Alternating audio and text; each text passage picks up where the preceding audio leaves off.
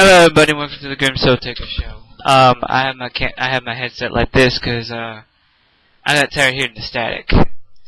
But what I'm going to do today is I'm going to show you guys a part of my collection.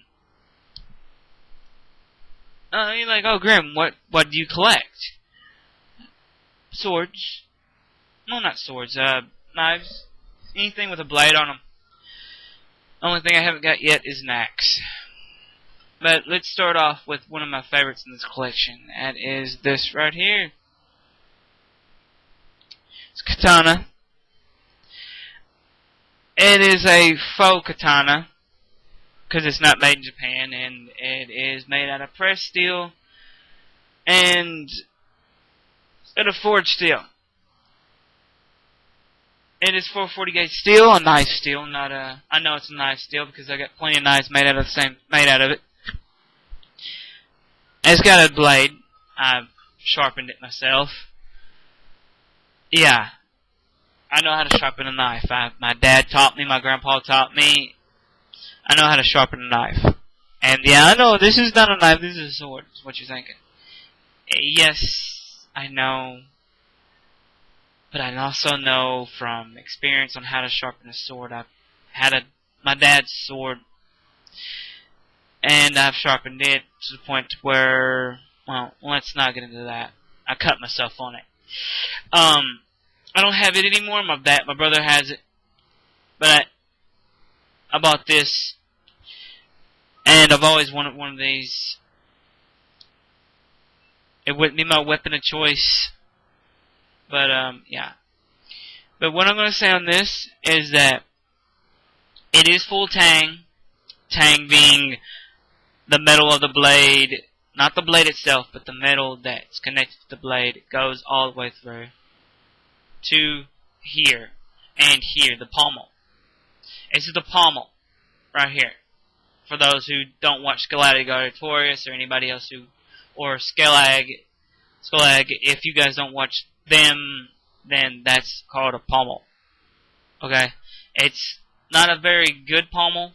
I wouldn't want to hit anybody with this because I don't think it hurt that bad. But this is made for slicing and cut and draw cuts. Basically, a draw cut is where you take the blade, put this down, do this correctly, like that. Okay, I'm going to stand up and show you. Okay, you take it, and you do that, and you draw. Okay? Draw. That's called a draw cut. Hope I did it correctly. I don't want to offend any of those people who are historically accurate, like Scholastic Gladiatorius or Skelag. Which I do subscribe to those guys, by the way. If you want to know any more about actual weapons or their opinions on weapons, you'll go to them. They know more about than I do. I just know a little bit about the history of them, and I would part that knowledge on you, so I'm going to. Yes, it is made in China. No, that does not make it not a katana. It is made of pressed steel. Katana is the way the sword is shaped. Is the sword katana, is a katana. Just because it's made in China doesn't make it any different. I mean, if a broadsword was made in Russia, does it make it not a broadsword? If a long sword was made in Russia, does it make it not a long sword because it's not made from the country? No, it doesn't. Katana is a katana regardless if it's good or bad. I mean, there are bad copies out there that aren't full tang, that are half tang, or not even tang at all. It's just pressed into the metal. Now, getting to this is that I'm going to go on to this part because at one point, Japan had the same sword as China. A long, probably about a foot and so, or longer, and it was a straight sword, I'm wanting to say. Not a curved sword. Katana is a curved sword. That's the difference. It's a very curved sword. And pardon me about the light. I got it bright here. But, yeah, it is a long sword. Actually, a short sword because it's only 32 inches, but it's considered a long sword. A two-handed sword. And it's not a two-handed sword.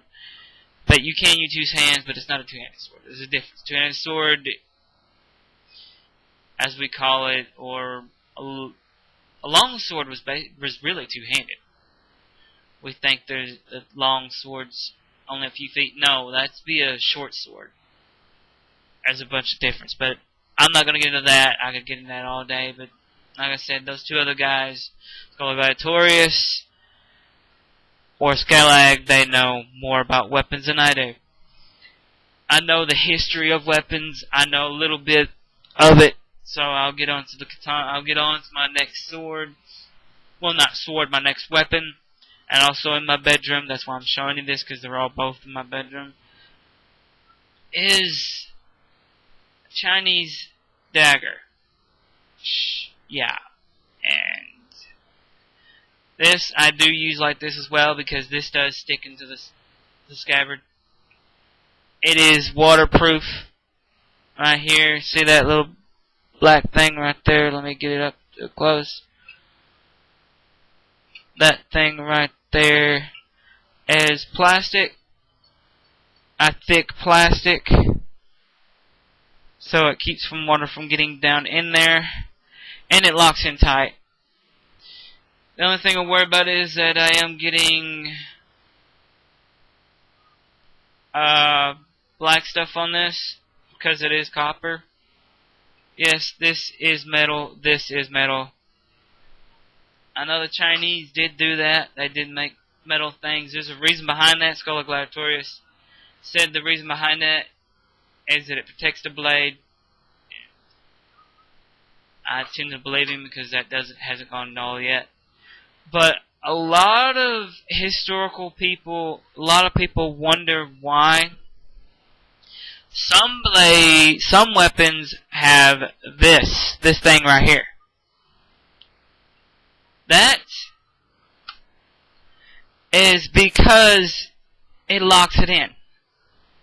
Look, see? Not coming out. It also prevents it from getting water, because this was wood. Wood swells if it gets wet. That's why they wrapped it in leather. That's why they wrap a lot of things in leather.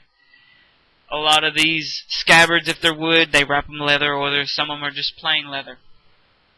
I know this is completely all wood, because I looked in here, and there's some dings on it. Like I said, I have this above my bed, and it fell, I think, once or twice.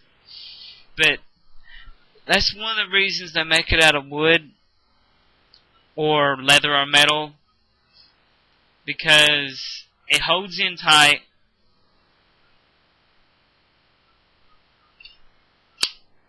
and it locks in place. This is not going anywhere. Yeah, it shakes a little bit. This is old. This is one of my older weapons. Now, I'm doing this video because I think when someone says they collect things, they should show one or two things of the collection. And if you look at Scholar Gladiatorius, you can tell he collects swords because he has them in his background, a bunch of rolls of them. Skelag, he did one video about all his entire collection. And I was like, God, I wish I had the moolah to dish out for some of those things. Especially that Chinese dowel. I'm a big fan of Chinese weapons. But I'd also love to one day get a hold of an actual katana from Japan, an actual ancient one, which ain't gonna happen anytime soon because they cost a lot of money, a lot of cash, and you gotta dish out a pocket full of money. Whew. I mean, I know you can get them on eBay, but they're not the real thing. Just like that's not the real thing. But mine is sharp. All my weapons stay sharp. Sometimes I go through a routine and sharpen all of them, and that takes a pretty good while because I want to get them to a certain sharpness and keep them that way. But I sharpen them 2 ways, the old way and the new way. And then there's my way, which is sharpen them with all of the things that I got to sharpen a weapon with. And that's pretty much a lot of stuff. One video I might make an entire video about what my routine is when I do sharpen them. But up till then, I'm gonna say good luck, good night, peace out.